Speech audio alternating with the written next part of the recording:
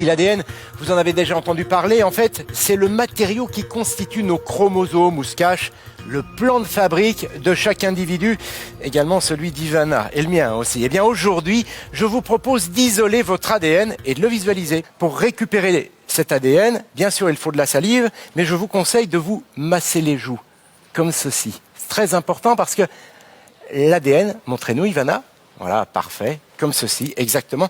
Tout simplement parce que l'ADN se trouve dans les cellules qui constituent notre organisme. Or, la salive seule n'en contient pas. En revanche, si vous frottez vos joues, comme ceci, contre vos mâchoires, eh bien vous allez décrocher des petites cellules de peau, des cellules de peau mortes qui, comme toutes les cellules, contiennent de l'ADN. Voilà la question.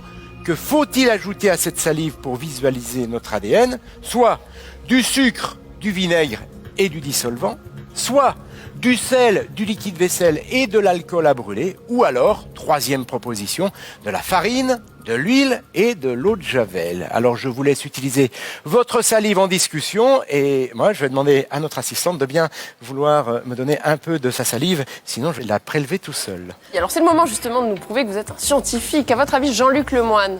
Je dirais pas la 3 parce que personnellement j'ai tué beaucoup de personnes et l'eau de javel ça fait disparaître les traces. Donc j'hésite entre la 1 et la 2 et le vinaigre est à côté.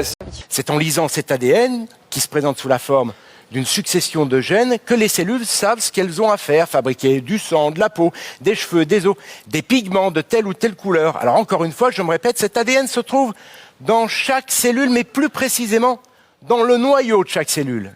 Il faut donc l'en extraire. Or, nos cellules, à tous, eh bien, sont enveloppées par une membrane qui est constituée de lipides, autrement dit de graisse. Voilà une information qui est capitale pour trouver la bonne réponse. En effet, qu'est-ce qui dissout les graisses? Eh bien, le produit à vaisselle. Voilà. C'est ce que vous aviez dit, Jean-Luc Lemoine. Félicitations. Il n'y a pas que vous êtes Pas très, du tout, très fort c'est en nous. science, hein. Non, la produit à vaisselle, monsieur Bénureau. Ce que j'aimerais, c'est que vous vous prosternez. Je vous avais prévenu qu'il était bon. Hein. Prosternez-vous, s'il vous plaît. Prosternez-vous. En J'ai tout cas, choisi c'était la la bonne 3, il y avait réponse. du produit vaisselle dedans. Non, il y avait de l'eau de javel. Non, dans la 3, nous avions de l'eau de javel. C'est moi l'hésitation. Ah pardon. Alors, Jamy, Oui, maintenant il va falloir nous donner quelques on va faire explications. l'expérience devant vous.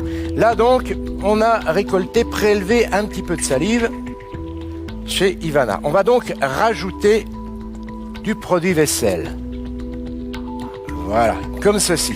Alors pour le moment, nous ne pouvons pas visualiser l'ADN parce qu'il est soluble dans l'eau. Pour le visualiser, il faut le révéler maintenant. Et pour cela, on va maintenant ajouter un tout petit peu de sel. Pourquoi du sel? Eh bien, parce que ça va augmenter la densité de l'eau et là, notre ADN va se comporter un petit peu comme nous quand nous nous baignons dans la mer morte. Voilà, dans la mer morte, l'eau est plus dense, donc nous remontons à la surface. Eh bien, là, l'ADN va faire exactement la même chose. On ne le voit toujours pas. Il faut une dernière opération. On va ajouter de l'alcool à brûler et on va verser tout doucement de l'alcool à brûler. On va éviter qu'il ne se mélange. Voilà. Et théoriquement, eh bien, les molécules qui constituent l'ADN vont se rassembler, puis remonter lentement à la surface. Voilà. Alors, on a un petit précipité qui se forme. On y est presque encore. Je pense quelques petits milligrammes de sel. Vous voyez, on voit des petits brins d'ADN. On voit hein, l'ADN. Voilà. Ouais. En tout cas, D'accord. tous les petits brins que vous voyez qui forment des petites pelotes là, c'est de l'ADN. C'est l'ADN. C'est l'ADN d'Ivana. Ça fonctionne avec la salive. Est-ce que ça fonctionne avec d'autres types de cellules? Ben, ça fonctionne avec toutes les cellules des êtres vivants, toutes les cellules. La cellule, c'est l'unité de base que vous voyez qui forme des petites pelotes là. C'est de l'ADN. C'est l'ADN. C'est l'ADN d'Ivana. Ça fonctionne avec la salive. Est-ce que ça fonctionne avec d'autres types de cellules?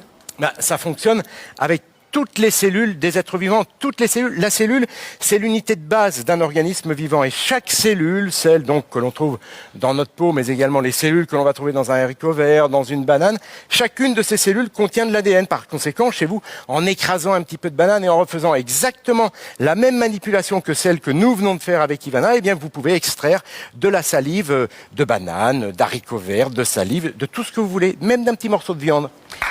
Vous aviez déjà vu de l'ADN, Jean-Luc? Mais non, j'avais jamais vu. Et surtout, je me demande à quoi ça sert. Je trouve ça très décoratif, mais j'imagine que pour analyser, c'est pas juste « Ah, ça c'est Ivana, ça c'est Benuro, ça c'est… » Donc Et ça non. se passe comment après? Bien sûr que non. En fait, cette technique permet d'isoler l'ADN, mais évidemment, quand derrière on veut savoir ce qui se cache à l'intérieur de cet ADN, de quoi il est constitué, pour observer nos gènes, bien sûr, ça ne se voit pas à l'œil nu comme ceci, en comparant les tubes à essai. Non. Ensuite, il faut décrypter l'intérieur, et ça, c'est beaucoup plus complexe. Cela dit, avant toute chose, avant de pouvoir observer ce qu'il y a à l'intérieur de l'ADN, eh bien, il faut l'isoler, et ça, c'est une des manières de le réaliser. D'accord, merci Jamil.